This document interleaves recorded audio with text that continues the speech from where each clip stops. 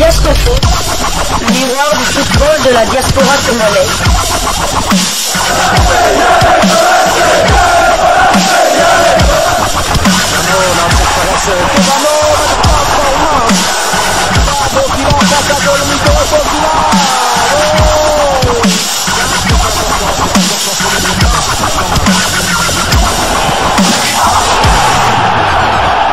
Diascofoot, le miroir du football de la diaspora congolaise.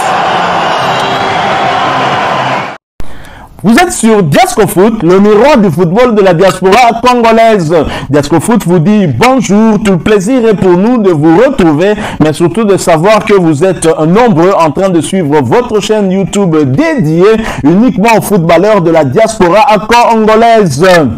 C'est l'heure de partager avec vous quelques news que nous avons pu récolter pour vous, des news concernant la tanière des léopards de la République démocratique du Congo. L'actualité dans la tanière reste dominée par ce verdict de la Confédération africaine de football par son jury disciplinaire à la suite de la plainte déposée par la République démocratique du Congo contre l'alignement d'un joueur mauritanien que la CAF a donné raison à la RDC qui a gagné son procès contre la Mauritanie et se rapproche très nettement d'une qualification pour la prochaine CAN qui va se jouer en Côte d'Ivoire. La décision du jury disciplinaire de la CAF qui était tombée avant-hier a fait que la République démocratique du Congo a récupéré les 2 points du match. Retour contre les Mourabitounes mauritaniens à Nouakchott. Ainsi, le Léopard passe de 7 à 9 points.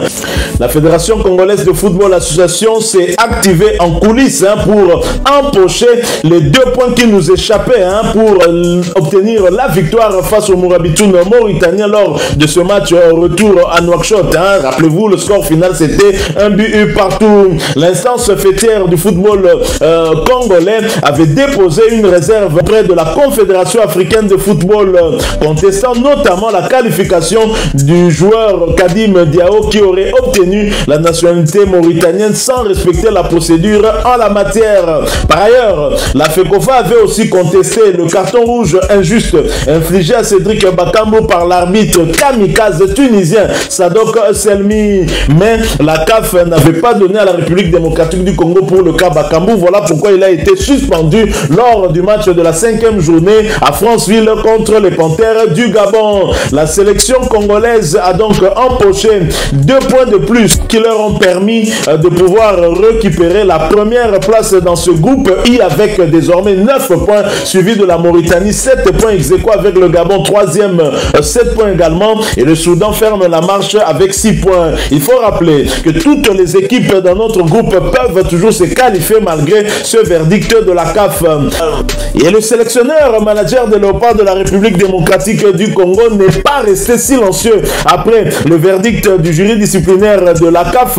Sébastien Desabre a donné son point de vue sur ce verdict, estimant en tout cas que cette décision à laquelle il s'attendait n'allait rien changer sur son objectif et l'objectif de Léopard de la République démocratique du Congo. La réaction du sélectionneur de Léopard de la RDC ne s'est donc pas fait attendre après la décision du jury disciplinaire de la Confédération africaine de football sur la double défaite par forfait de la Mauritanie face à la RDC dans le cadre des éliminatoires de la CAN Total Énergie Côte d'Ivoire 2023 concernant l'éligibilité du joueur mauritanien Kadim Diao. On s'attendait à cette décision de la CAF.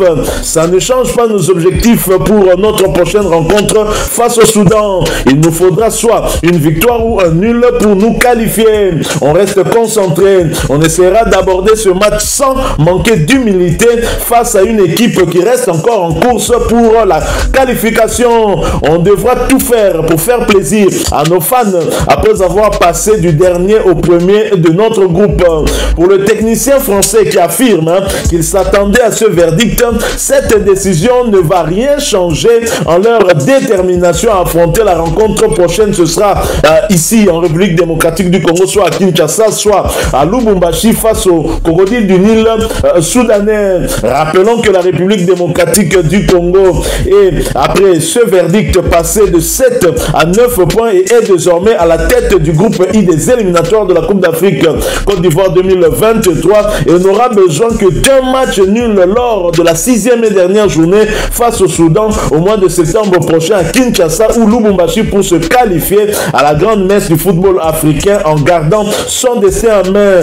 Mais en cas de défaite, la qualification dépendra du résultat de l'autre rencontre entre la Mauritanie et le Gabon. Certes, si la République démocratique du Congo peut se qualifier, même en ayant gagné un seul point, c'est-à-dire en ayant fait match nul avec le Soudan ici, mais même une défaite ne pourrait pas illico presto nous éliminer de la course à la qualification, puisque cela dépendra de l'autre match, étant donné que la Mauritanie et le Gabon ont chacun un, et donc pour pouvoir éliminer la RDC, il faudra une victoire lors de cette rencontre. En cas de match nul, les deux équipes resteront à 8 points et la République démocratique du Congo, qui compte déjà 9 points, pourra donc se qualifier même en cas de défaite. Et ainsi, dans ce cas de figure, ce sera une qualification ensemble avec le Soudan. Voilà le sélectionneur manager des Léopards de la République démocratique du Congo, qui n'est pas très emballé par cette nouvelle. Je le comprends, puisque ça ne change pas grand-chose en termes, certes en termes de classement, il y a changement, puisqu'il y a changement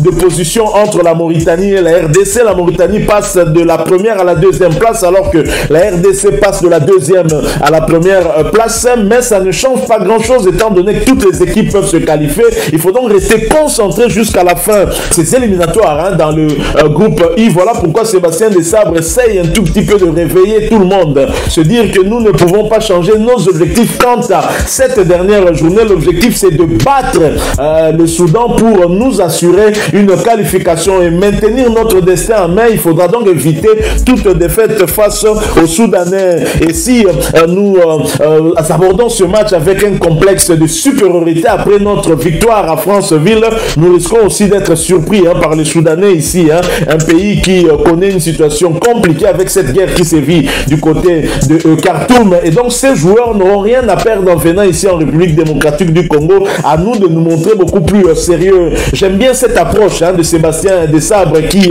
depuis son arrivée en tout cas, a réussi à remettre la République démocratique du Congo en selle. Et visiblement, même le joueur l'apprécie beaucoup, apprécie sa façon de faire, ce qui est une très très bonne chose. Donc voilà, la République démocratique du Congo qui reprend du poil de la bête, certes grâce à à 2 points pris au bureau. La Mauritanie perd 1 point, mais la Mauritanie reste totalement en course pour se qualifier, et ça va donc se jouer jusqu'à la dernière minute lors de ces matchs de la 6e et dernière journée dans ce groupe I. La République démocratique du Congo va donc tâcher à chercher à garder son destin en main, et c'est ce que nous pouvons tous espérer. Pour une fois que le verdict de la Confédération africaine de football est en la faveur de la République démocratique du Congo, nous devons en tout cas saluer la Fédération congolaise de football association, qui avait eu justement à émettre cette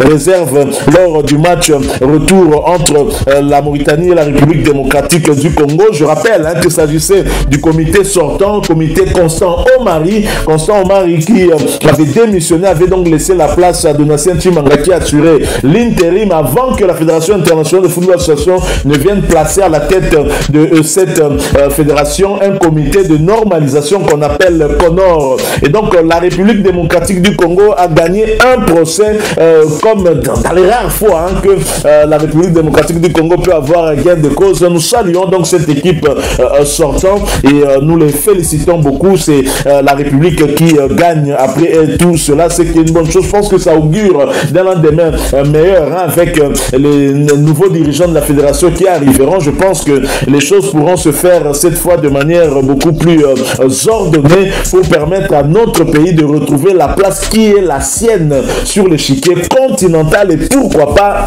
international. Voilà, nous sommes arrivés à la fin de ce sujet. Si vous l'avez aimé, n'hésitez pas à nous laisser un maximum de j'aime. N'hésitez pas non plus à partager avec nous votre opinion. Si vous en avez une par rapport au sujet que nous venons de vous proposer, laissez-la nous à travers un commentaire.